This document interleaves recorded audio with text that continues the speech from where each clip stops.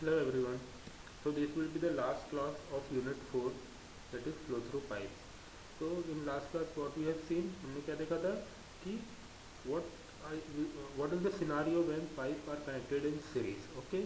Now we'll see what will be the scenario when pipes are connected in parallel. Okay. So pipe in parallel मतलब क्या होता है? When main pipe line divides into two or more parallel pipes. ठीक, तो एक pipe दो या दो से अधिक पाइप में डिवाइड होती है और फिर आगे जाके वो फिर से मिल जाती है और एक सिंगल पाइप मेन लाइन बना लेती है, तो हम उसको बोलते हैं pipe flow through pipe in parallel. Okay. तो जैसे कि दो इक्वेशन हमने देखा था पाइप इन सीरीज में फ्लो रेट का और हेड का, वही दो इक्वेशन रहेंगे, लेकिन पैरेलल पाइप के केस में वो दोनों इक्वेशन थोड़े चेंज हो जाएंगे. वहाँ पे हमने क्या देखा था, that flow rate will remain same when pipe are in series.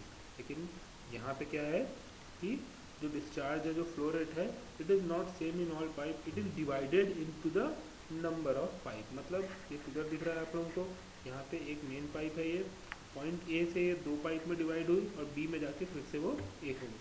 तो अगर फ्लो रेट मेन पाइप में क्यू है तो दोनों पाइप में सेम फ्लो रेट क्यू और क्यू नहीं हो सकता, क्योंकि कुछ amount of water will go with this pipe and कुछ amount of water will go from this pipe. Okay.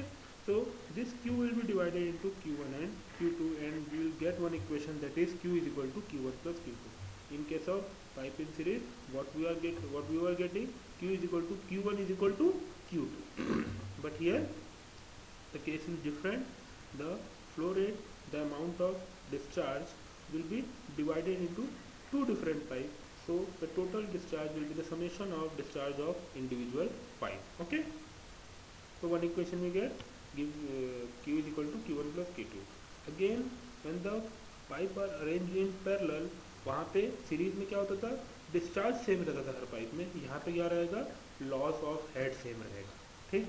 वहाँ पे सीरीज में जब रहता था तो क्या होता था कि लॉस ऑफ हेड ऐड होता था और डिस्चार्ज सेम रहता था. यहाँ जस्ट अपोजिट होगा, उसका डिस्चार्ज ऐड होगा और लॉस ऑफ हेड सेम रहेगा. Again here we are neglecting the minor losses. Minor loss को अपन नेग्लेक्ट कर रहे हैं, तो क्या होगा, जो पाइप 1 में जो लॉस होगा मेजर लॉस, वो भी फ्रिक्शन के कारण होगा, और पाइप 2 में भी जो लॉस होगा मेजर लॉस, वो भी फ्रिक्शन के कारण होगा.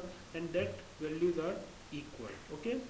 तो so h f is equal to 4FL V1 square by D1 into 2G is equal to 4F2 L2 V2 square by D2 into 2G. Okay. So again we will get two formula, one for discharge and one for head loss due to friction. And again we will consider that the friction factor F1 and F2 are same, equal. Then we can write L1 V1 square by D1 into 2G is equal to L2 V2 square by D2 into 2G, because 4 into F will be cancelled out. Okay. So with these two formula, now again we will solve one numerical. So let us see the numerical. A main pipe divided into two parallel pipes which again form one pipe. ठीक. एक pipe है जो दो pipe में divide हुई parallel pipe में, और आगे जाके वो फिर से सिंगल पाइप बन गई. तो the scenario is same that we have already discussed. The length and diameter of first parallel pipe are 2000 metre and 1 metre respectively. पहली पाइप का लेंथ क्या है 2000 मीटर और डायमीटर कितना है 1 मीटर. और सेकंड पाइप का जो well the length and diameter of second pipe total flow in the main pipe is 303 meter cube per second. The coefficient of friction for each parallel pipe is same and is equal to, जो friction factor है वो दोनों, coefficient of friction है वो दोनों same है. तो L1 दिया हुआ है, D1 दिया हुआ है. न्यूमेरिकल में L2 और D2 की वैल्यू लिखना मैंने भूल गया, कोई बात नहीं. L2 2000 मीटर दिया हुआ है. Second the length and diameter of second parallel pipe are 2000 metre and 0.8 metre. Okay. Q दे दिया है, टोटल फ्लो रेट दे दिया है 3 मीटर क्यूब पर second and coefficient of friction is 0.005. Now we have to work for what? We have to work for the discharge in individual pipe. We have to calculate what will be the discharge in individual pipe. Means when the total discharge Q is divided among two pipe, one pipe is of diameter 1 meter, another pipe is of diameter 0.8 meter. So how much amount of fluid will go with diameter 1 meter pipe, and how much amount of fluid will go with diameter d2 pipe. So again we will use the same formula. We have to assume that Q1 is discharged in pipe 1 and Q2 is discharged in pipe 2.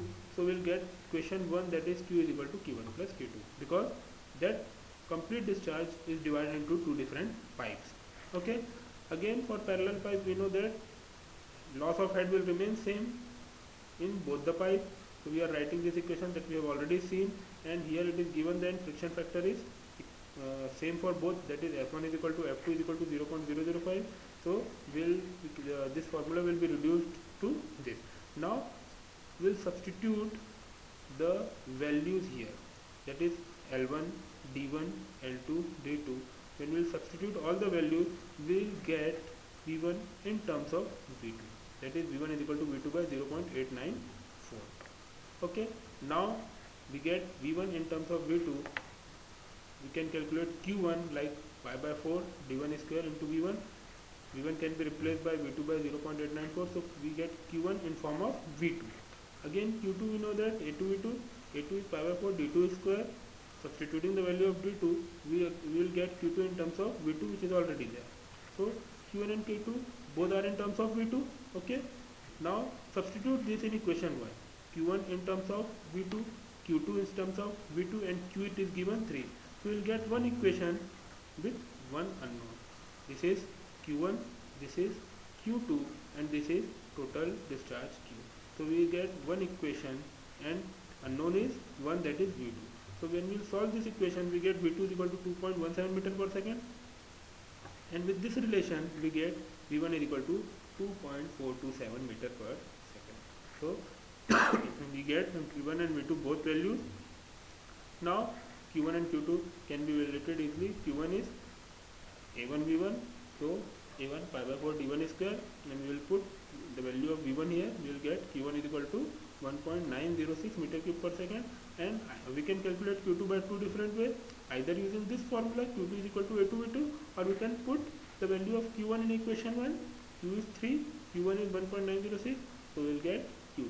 In any of the way we can calculate the value of Q2. Okay, so what we have done here, we have just used two different formulas of loss of head and discharge. Again, when pipe will be in series, then discharge will be same and loss of head will be added up. Opposite to that, when pipe are in parallel, loss of head will be same and discharge will be added. Okay, so this is the only difference between pipe in series and pipe in parallel. Next and last topic of this unit, that is water hammer in pipe. What is water hammer? In a very long pipe, when flowing water is suddenly brought to rest, अचानक हम जब पानी बह रहा है किसी लंबी pipe में और हम अचानक उसको रोक देते हैं, तो क्या होता है, हम उसकी पूरी की पूरी काइनेटिक एनर्जी डिस्ट्रॉय कर दी, हम उसका पूरा का पूरा मोमेंटम डिस्ट्रॉय कर दी. जैसे ही हमने उसका मोमेंटम या काइनेटिक एनर्जी डिस्ट्रॉय की, that energy will be converted into pressure energy according to Bernoulli's theorem, और एक हाई प्रेशर वेव्स क्रिएट होती है. और बहुत ज़्यादा हाई प्रेशर, जब सडन राइज इन प्रेशर होता है तो वो क्या काम करता है, वो इफेक्ट करता है, ऐसा लगता है कि दीवार में हैमरिंग हो रही है, जो पाइप के वॉल में हैमरिंग हो रही है. This phenomena of sudden rise in pressure is known as water hammer. समझ में आया? मतलब अगर पाइप में फ्लूइड फ्लो हो रहा है बहुत हाई स्पीड में और अचानक हमने उसका वॉल्व क्लोज कर दिया या किसी प्रकार से वहाँ पे हिंड्रेंस आया, तो क्या होगा, काइनेटिक हेड का लॉस होगा. काइनेटिक हेड किस में कन्वर्ट होगा, प्रेशर हेड में कन्वर्ट होगा. तो बहुत ज़्यादा pressure wave, high pressure wave generate होगी, सडन राइज इन प्रेशर होगा, और उसके कारण क्या होगा, वॉल में जाके बहुत ज़्यादा हाई प्रेशर वेव टकराएगी, और that work as a water hammer. अब ये जो वाटर हैमर है उसका मैग्नीट्यूड जो है, जो प्रेशर राइज हो रहा है उसका मैग्नीट्यूड किस पे डिपेंड करता है. तो सबसे पहले वो कि हम किस स्पीड से वॉल्व को क्लोज कर रहे हैं. अगर हम अचानक से क्लोज करेंगे तो जो प्रेशर का राइज होगा वो बहुत अचानक होगा, ठीक, और जब बहुत अचानक होगा तो वाटर हैमरिंग का फिनोमिना बहुत ज़्यादा होगा. Second, it depends upon velocity of flow. अगर फ्लो की वेलोसिटी, वाटर की वेलोसिटी, जो भी फ्लूइड फ्लो है उसकी वेलोसिटी कम रहेगी तो वाटर हैमरिंग का फिनोमिना कम होगा, भले ही हम बॉल को तेज से भी क्लोज करें तो भी. और अगर उसकी वेलोसिटी बहुत ज़्यादा होगी तो वाटर हैमर ज़्यादा होगा, क्योंकि इसका मोमेंटम ज़्यादा होगा. मोमेंटम क्या होता है, मास इनटू वेलोसिटी. तो अगर स्पीड ज़्यादा होगी, वेलोसिटी ज़्यादा होगी तो मोमेंटम ज़्यादा होगा, मोमेंटम ज़्यादा होगा तो ज़्यादा एनर्जी प्रेशर एनर्जी में कन्वर्ट करेगी, ठीक है। थर्ड, लेंथ ऑफ पाइप पर भी डिपेंड करता है, and elastic properties of pipe, कि पाइप में प्रॉपर्टीज़ क्या है। अगर पाइप की प्रॉपर्टीज़ है कि वो वो शॉक वेव्स को आसानी से ले सक रही है तो वाटर हैमरिंग का फिनोमिना कम होगा, और अगर वो शॉक्स को नहीं ले पा रही है, उसकी इलास्टिक प्रॉपर्टी बहुत कम है, तो वाटर हैमर बहुत ज़्यादा होगा, ठीक। Again the rise in pressure in some cases में बी सो लार्ज, कभी कभी क्या होता है कि इतना ज़्यादा प्रेशर वेव जनरेट होता है, इतना ज़्यादा हाई प्रेशर जनरेट होता है कि जो पाइप है वो बर्स्ट भी हो जाती है, ठीक है। इसलिए डिज़ाइन करते समय हमको ध्यान रखना है कि प्रेशर राइज इतना ज़्यादा ना हो कि पाइप को नुकसान भी पहुँच सके, ठीक है। तो this is what about water hammering pipe. Last year ये 3 मार्क्स या 4 मार्क्स का कुछ आया था एग्ज़ाम में, ठीक है। तो बहुत ज़्यादा नहीं लिखना है इसमें, थोड़ी सी थ्योरी पता होना चाहिए अपने को कि वाटर हैमर क्या होता है। Thank you.